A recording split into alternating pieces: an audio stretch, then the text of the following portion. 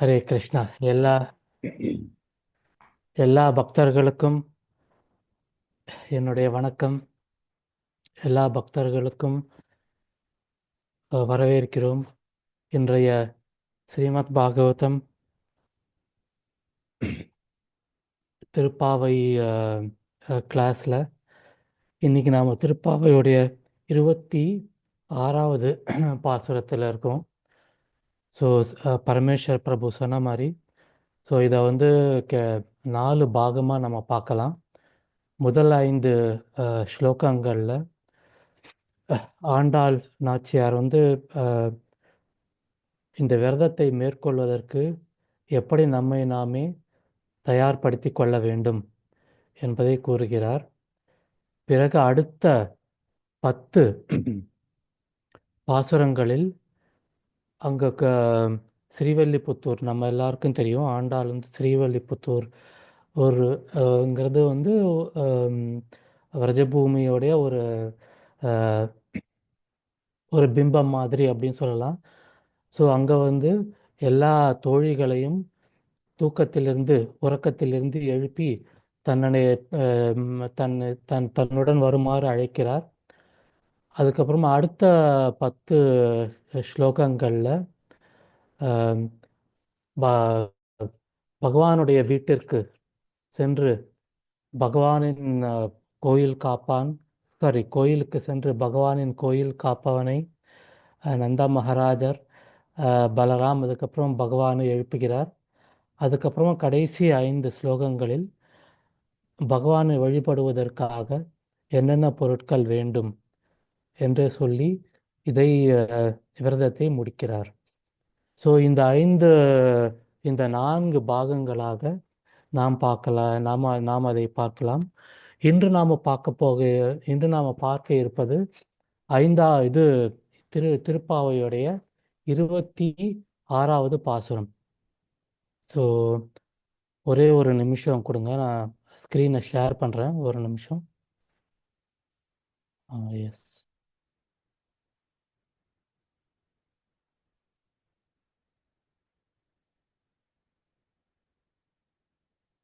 So Hare Krishna.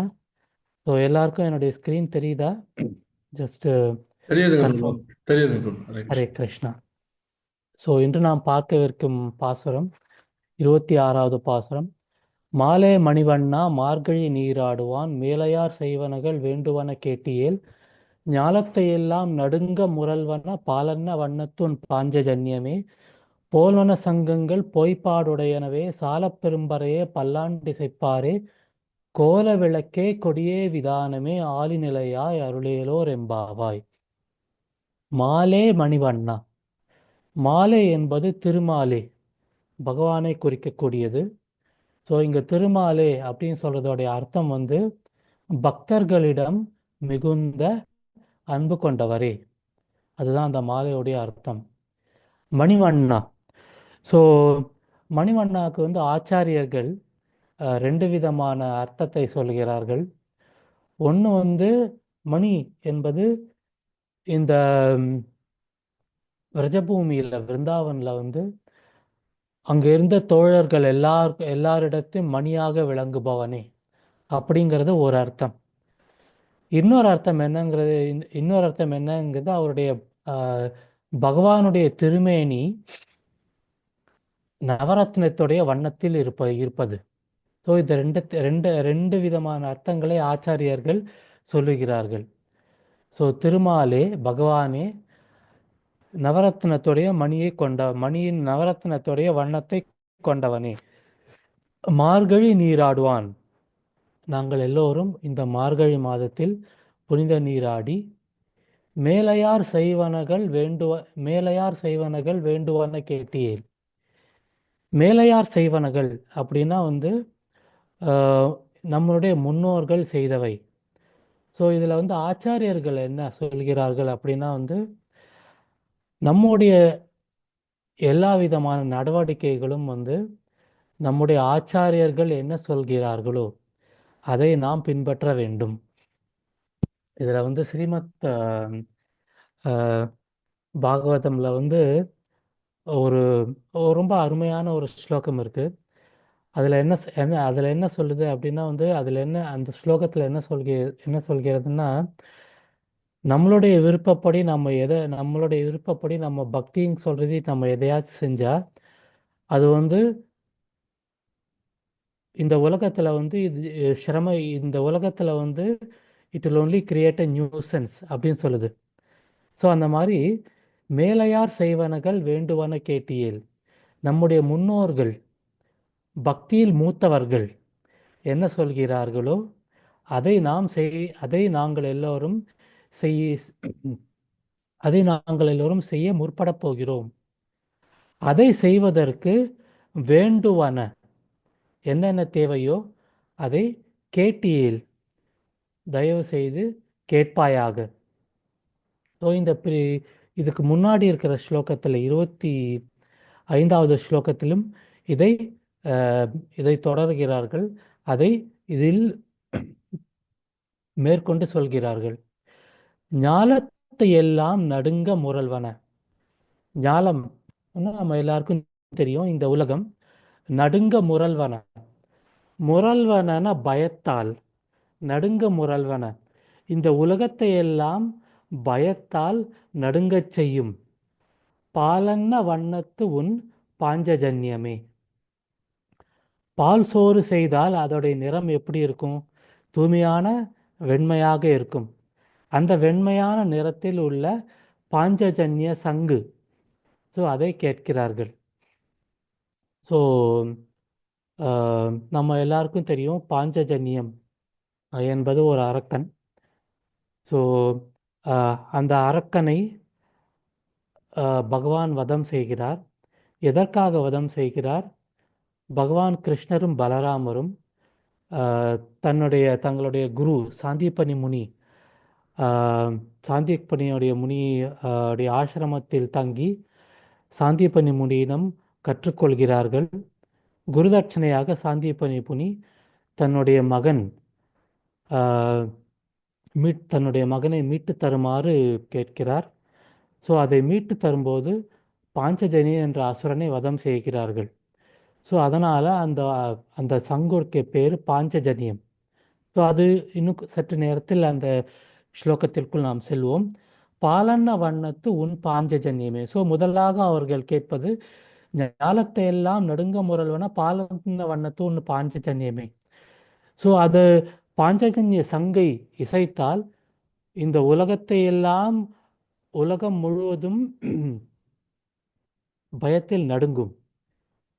பகவத்கீதாவுடைய முதல் அத்தியாயத்தில் இதை வெகு விமர்சையாக சொல்லியிருக்கிறார். அதில் பார்க்கும்போது அந்த பகவான் அர்ஜுனன் வந்து அந்த சங்கை இசைக்கும் போது இந்த உலகமே நடுங்குவதாக கூறப்பட்டுள்ளது. அதே விஷயத்தை இங்கேயும் இவ்விடமும் கூறப்படுகிறது. பாலன்ன வண்ணத்துவன் பாஞ்சஜன்யமே.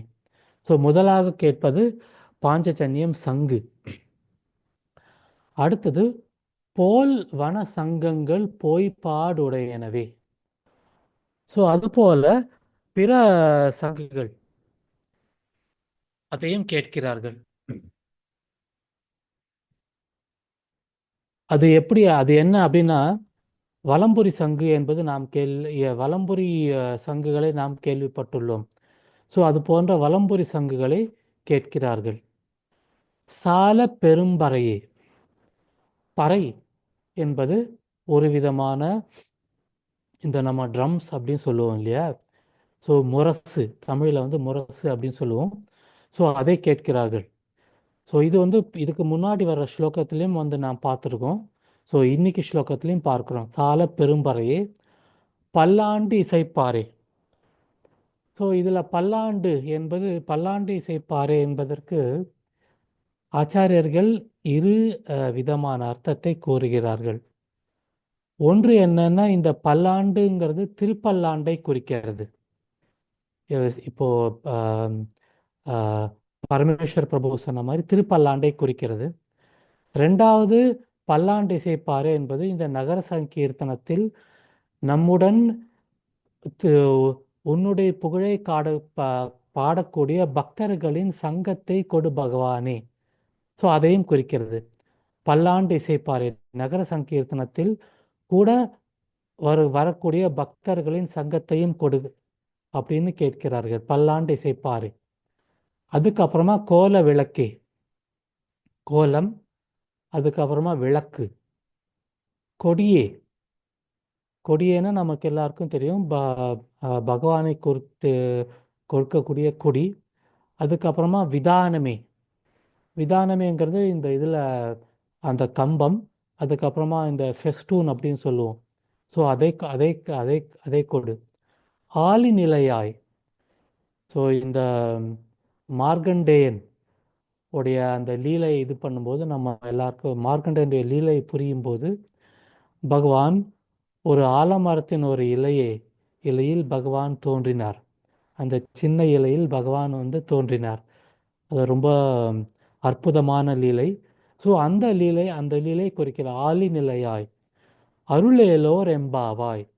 இதை எல்லாத்தையும் கொடுத்து இதை நிறைவேற்ற, இந்த நோன்பை நிறைவேற்றக்கூடிய மேற்கொண்ட பொருட்களை கொடுத்து அருள் புரிவாயாக என்று பகவானை எல்லோரும் பிரார்த்திக்கின்றனர். ஸோ இதில் இரண்டு முக்கியமான சமாச்சாரங்கள் இதில் நாம் பார்க்கலாம். ஒன்று இந்த பாஞ்சஜன்யம், இரண்டாவது பல்லாண்டு இசைப்பாரி. ஸோ இதில் குறிப்பிடப்பட்டிருக்கின்ற ஸ்ரீமத் பாகவதம் ஸ்லோகத்தை நாம் பார்க்கலாம். முதலாவது பாஞ்சஜன்யம். இந்த பாஞ்சஜன்யம் என்பது ஸ்ரீமத் பாகவதமுடைய 10வது ஸ்கந்தத்தில் 45வது அத்தியாயத்தில் ஒரு 7 ஸ்லோகங்களில் குறிப்பிடப்படுகிறது.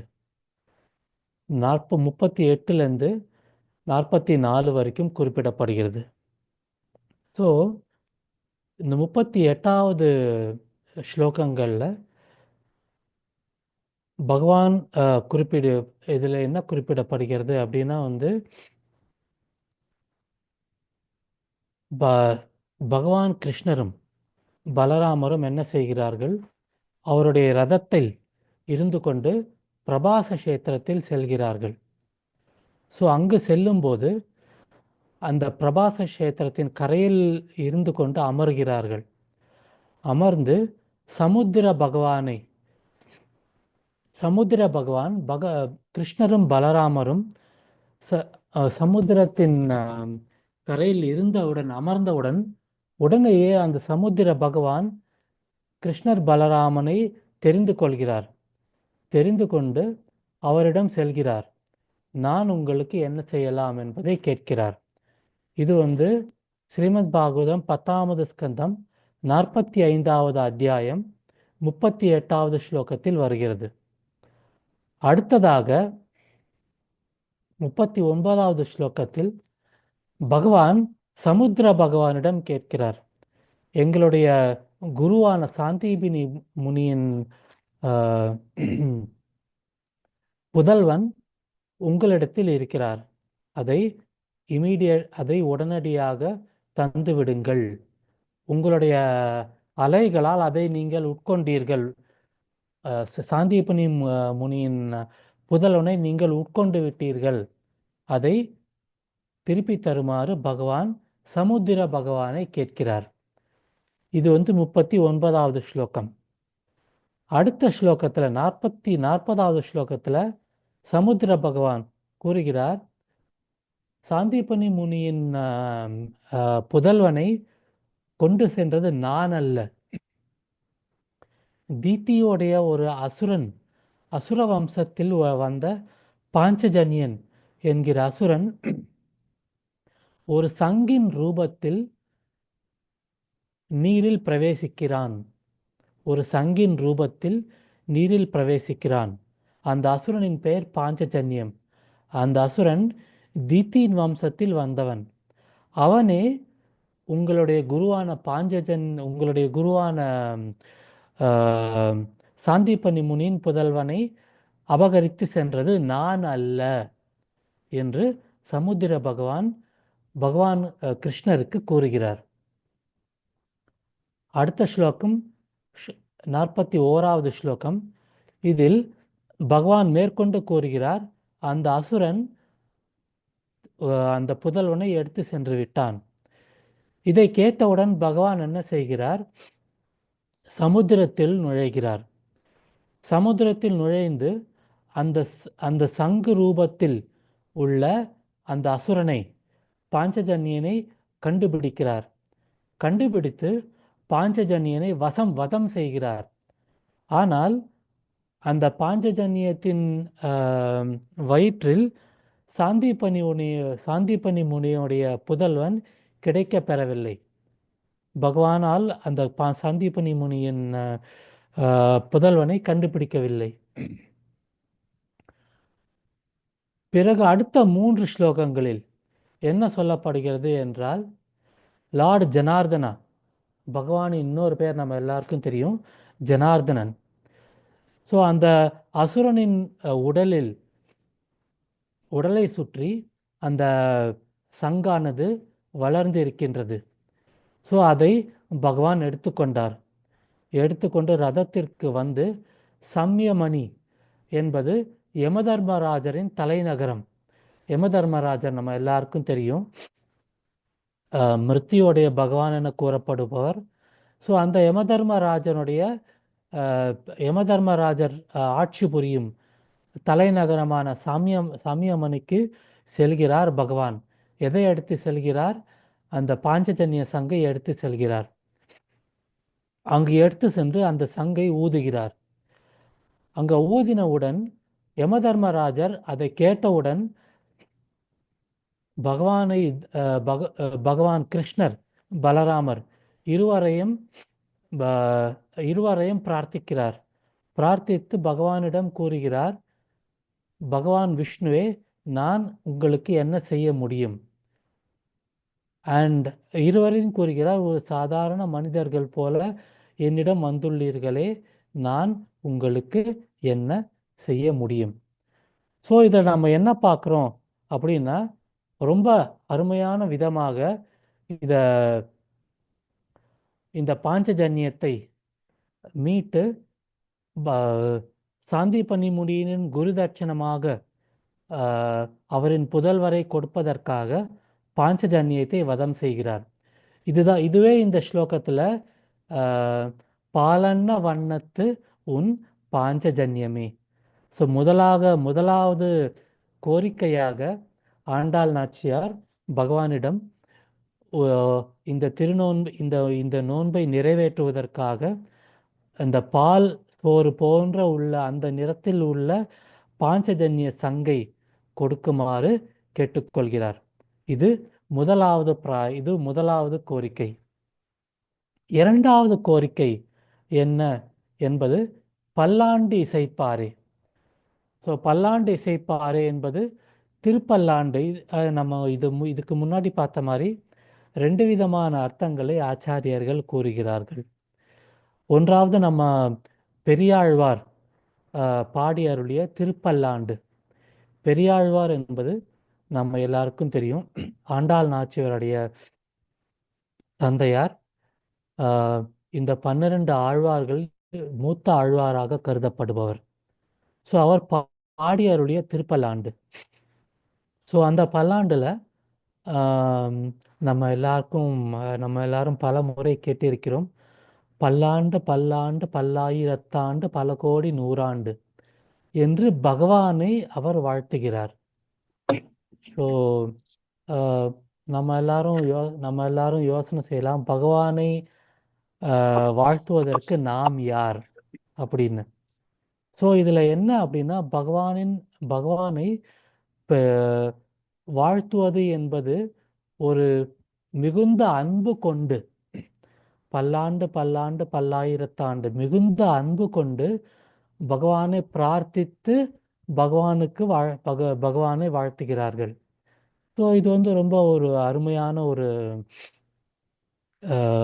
பாடலும் சொல்லலாம், ஸ்லோகமும் சொல்லலாம். திருப்பல்லாண்டு என்று திருவாழ்வார் பெரியாழ்வார் பாடி அருளிய திருப்பல்லாண்டு.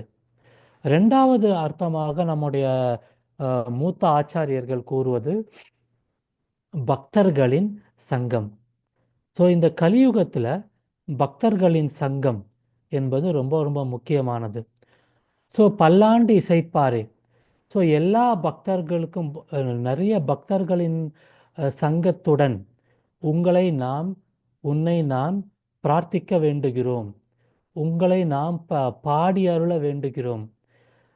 ஒரு நிறைய பக்தர்களோடு அஹ், உன்னை பிரார்த்தித்து உன்னை பாடுமாறு நாங்கள் கோரிக்கிறோம், அத்தகைய பக்தர்களை கொடு என்று அஹ், ஆண்டாலும் எல்லோரும் கோரிக்கை கொடுக்கிறார்கள். ஸோ இதில் நிறைய இடத்துல பக்தர்களை பற்றி கூறப்படுகிறது. இன்று நாம் பார்க்க போவது ஸ்ரீமத் பாகவதம் 10வது ஸ்கந்தம் 2வது அத்தியாயம் 25வது ஸ்லோகம். ஸோ இந்த 10வது ஸ்கந்தத்தோட 2வது அத்தியாயம் என்பது 3வது அத்தியாயத்துக்கு முன்னர் வருகின்ற ஒரு அத்தியாயம்.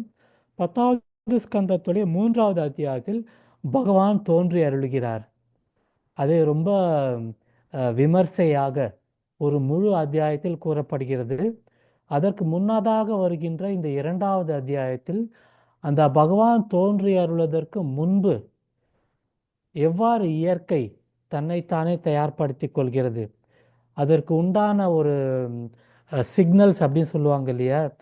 ஸோ எவ்வாறு எல்லா பூக்களும் வருகின்றன, எவ்வாறு ஒரு உலகம் முழுவதும் ஒரு அருமையான நறுமணம் வருகிறது, எல்லா தேவர்களும் எவ்வாறு ஒரு இடத்தில் கூறி பிரார்த்திக்கிறார்கள் என்பது மிக விமர்சையாக இந்த 2வது அத்தியாயத்தில் கூறப்படுகிறது. ஸோ அதன் வரிசையில் இன்று நாம் பார்க்க போகிறது எல்லா உபதேவர்களும் எல்லா ரிஷிகளும் தேவகி வசுதேவர் இருந்த அந்த அறையில் கூடி பகவானிடம் பிரார்த்திக்கிறார்கள். வரக்கூடிய தோன்றி அருள போகின்ற பகவானிடம் பிரார்த்திக்கிறார்கள். எல்லோரும் கூடி பிரார்த்திக்கிறார்கள். ஸோ இந்த பல்லாண்டு இசைப்பாரே. ஸோ எல்லா பக்தர்களுடனும் உன்னை பிரார்த்திக்கின்ற, உன்னை பாடி அருளுகின்ற அருள் புரிவாயாக என்று கேட்கின்ற மாதிரி எல்லோரும், எல்லா உபதேவர்களும் எல்லா ரிஷிகளும் கூடி தேவகியும் வசுதேவர் இருந்த அறையில் ஒருமித்து பிரார்த்திக்கிறார்கள். அதை நாம் இந்த ஸ்லோகத்தில் பார்க்க போகிறோம். ஸோ இது ஸ்ரீமத் பாகவத்துடைய 10வது ஸ்கந்தம் 2வது அத்தியாயம் 25வது ஸ்லோகம். பிரம்ம பாவஸ்ச தத்ரைத்ய முனிபிர்நாரதாதிபிஹி தேவை சானுச்சரை சாக்ரம் கீர்பி விருஷனமைதயன். பிரம்மதேவர், சிவன் உள்பட குறைய முனிவர்கள், நாரத முனி, தேவல முனி, வியாசமுனி உள்பட நிறைய ரிஷிகளும் நிறைய உபதேவர்களும். எந்த உபதேவர்கள் அப்படின்னு சொன்னால் இந்திரர், சந்திரர், வருண பகவான் எல்லோரும் தெரியாத வண்ணம், யாருக்கும் தெரியாத வண்ணம் தேவகி இருந்த அறையை நெருங்கினர்.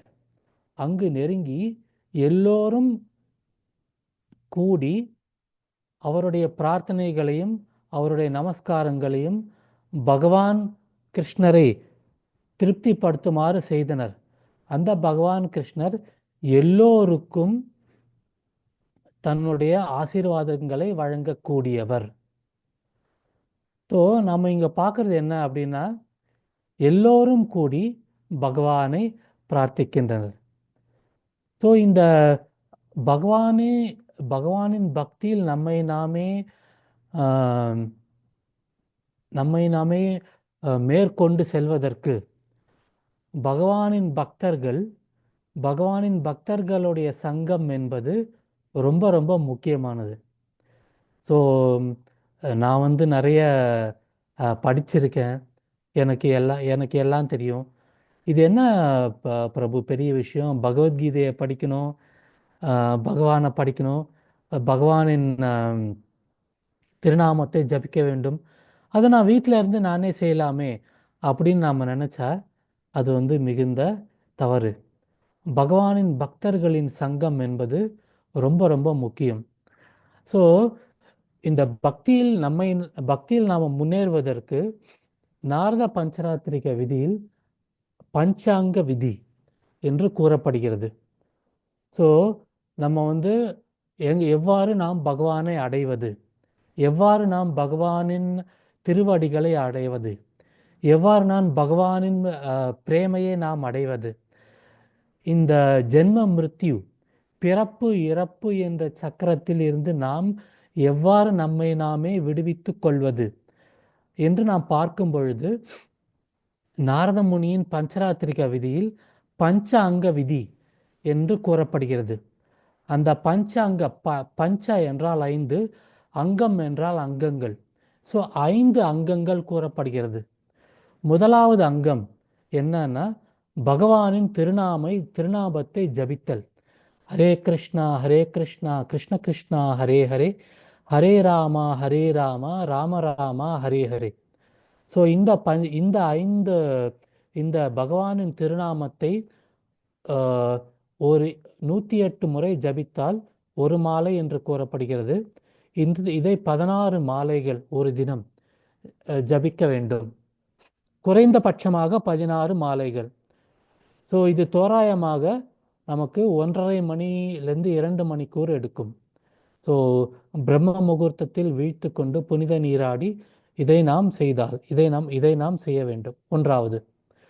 ரெண்டாவது, பகவான் கொடுத்தருளிய கிரந்தங்கள் பகவத்கீதா, ஸ்ரீமத் பாகவதம், சைத்தன்ய சரிதாமிர்தா, ஸ்ரீல பிரபுபாதர், கிருஷ்ணா இஸ்கானுடைய ஆச்சாரியர் ஸ்ரீல பிரபுபாதர் கூறியது BSC. B for Bhagavad Gita, S for Srimad Bhagavatam, C for Chaitanya Charitamrita. இதை அனுதினமும் ஒரு ஸ்லோகம் படித்தால் கூட போதும். ஸோ இதை நாம் படிக்க வேண்டும். இது இரண்டாவது. மூன்றாவதாக பக்தர்களின் சங்கத்தில் நாம் இருக்க வேண்டும். ஸோ இன்றைய காலகட்டத்தில் ஜூம், டீம்ஸ் என்று இந்த மின்னணுல நிறைய சௌகரியங்கள் நமக்கு இருக்கின்றன. நாம் பக்தர்களின் சங்கத்தில் நமக்கு சேருவது நமக்கு கடினமாக இருந்தாலும் இத்தகைய மின்னணு மீட்டிங் மூலம் இப்போ நாம் எப்படி செய்கிறோமோ இது போல நாம் பக்தர்களின் சங்கத்தில் இருக்கலாம். இது மூன்றாவது. நாலாவதாக பகவானுக்கு படைத்து அதன் பிரசாதமாக நாம் நமக்கு அன்னத்தை உட்கொள்ளுதல். ஸோ இதில் என்னென்னா நான் வெஜிடேரியனை தவிர்த்து, ரெண்டாவதாக பூண்டு, வெங்காயம் இதையெல்லாம் தவிர்த்து செய்து பகவானுக்கு படைத்து நெய்வேத்தியமாக படைத்து அந்த பகவானுக்கு நெய்வேத்தியம் படைத்த பின் அதனை பிரசாதமாக உட்கொள்ளுதல். இது 4வது அங்கம்.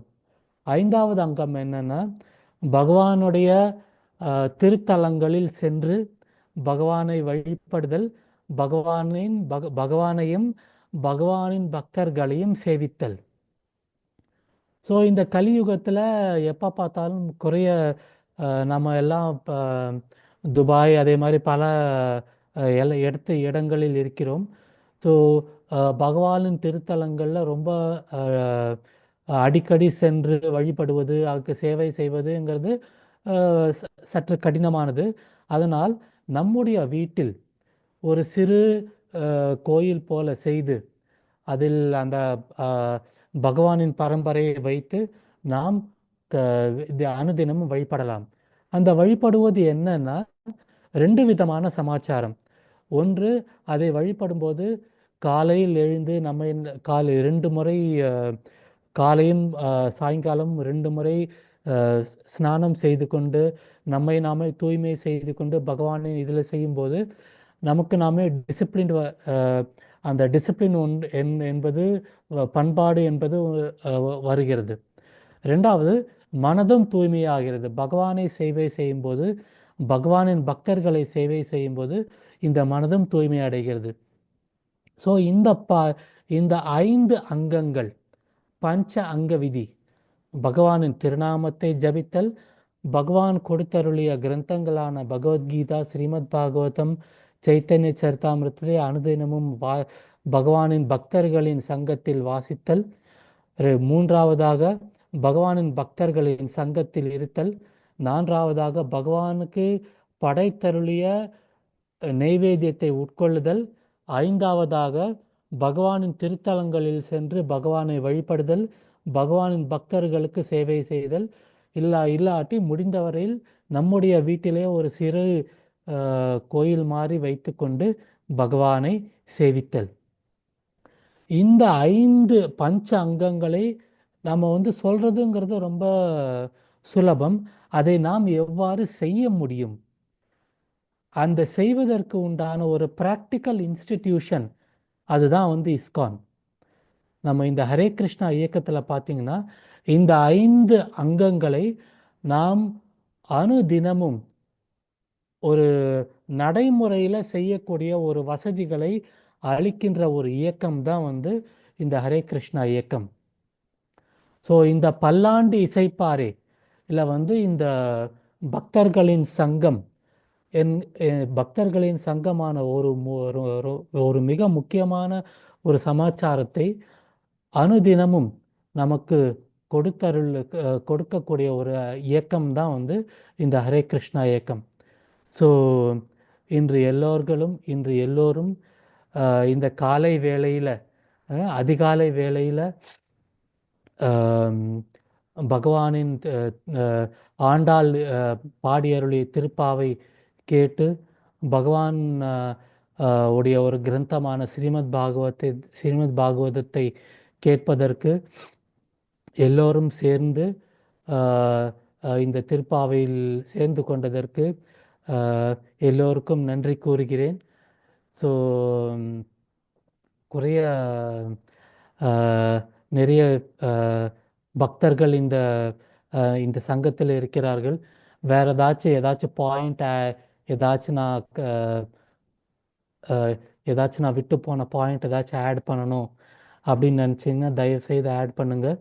இல்லை யாருக்காவது ஏதாவது டவுட்ஸ் இருக்குது, ஏதாச்சும் விஷயம் கேட்கணும் அப்படின்னா தயவு புரிந்து கேளுங்கள். ஸ்ரீல பிரபுபாதரின் கிருபையுடன், மற்ற பக்தர்களின் கிருபையுடன் அதை நாம் புரிந்து கொள்வதற்கு நாம் பிரார்த்தனை செய்வோம். இன்னும் 3 நிமிடங்கள் இருக்கின்றன. ஹரே கிருஷ்ணா.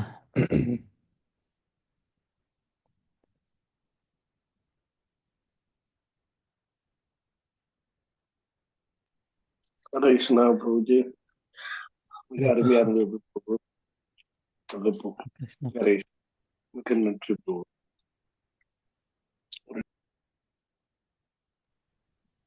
நன்றாக பிரபுஜி. ஹரே கிருஷ்ணா பிரபுஜி. ஹரே கிருஷ்ணா மாதாஜி. மிக அருமையான பதிவு பிரபுஜி. பாகவதம் கேட்ட மாதிரி, சைத்தன்ய எல்லாம் அப்படியே பக்தி ரசாமத சிந்து எல்லாம் கலந்து அப்படியே கொடுத்த மாதிரி. மிக்க நன்றி பிரபுஜி. ஹரே கிருஷ்ணா. ஹரே கிருஷ்ணா மாதாஜி. நன்றி மாதாஜி. ஹரே கிருஷ்ணா பிரபுஜி, ரொம்ப அருமையா இருந்தது எல்லாம். ஹரே கிருஷ்ணா. இந்த பல்லாண்டு சொல்லலாமா பிரபுஜி? சொல்லுங்க மாதாஜி, பாடுங்க மாதாஜி ப்ளீஸ். ஹரே கிருஷ்ணா. பல்லாண்டு பல்லாயிரத்தாண்டு பல கோடி 100,000 மல்லாண்டதின் தோல் மணிவண்ணா உன் சேவடி செப்பு திருக்காப்பு அடியோ மோடும் நின்னோடும் பிரிவின்றி 1000 பல்லாண்டு வடிவாய் நின் பல மார்பினில் வாழ்கின்ற மங்கையும் பல்லாண்டு வடிவார் சோதி பலத்துறையும் சுடர் ஆழியும் பல்லாண்டு படைவோர் ஒக்கு முழங்கும் அப்பாஞ்ச சன்யமும் பல்லாண்டு படைவோர் பொக்கு முழங்கும் அப்பாஞ்ச சன்யமும் பல்லாண்டு பல்லாண்டு பல்லாண்டு பல்லாயிரத்தாண்டு பல கோடி நூறாயிரம் அல்லாண்டதென்றோர் மணிவண்ணா உன் சேவடி செப்பு திருக்காப்பு அடியோ மோடும் மின்னோடும் பிரிவின்றி ஆயிரம் பல்லாண்டு வடிவாய் நின் வல மார்பினில் வாழ்கின்ற மங்கையும் பல்லாண்டு வடிவார் சோதி வலத்துறையும் சுடர் ஆழியும் பல்லாண்டு படைபோர் பொக்கு முழங்கும் அப்பாஞ்ச சன்யமும் பல்லாண்டு.